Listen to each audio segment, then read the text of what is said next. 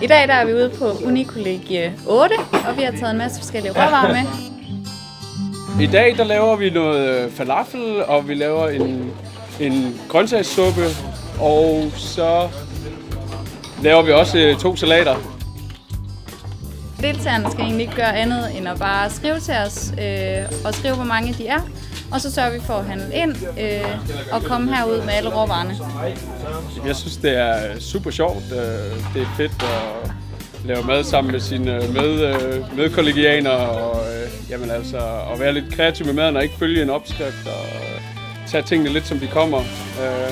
Og ja, slappe lidt af og møde nogle nye mennesker. Det er fedt.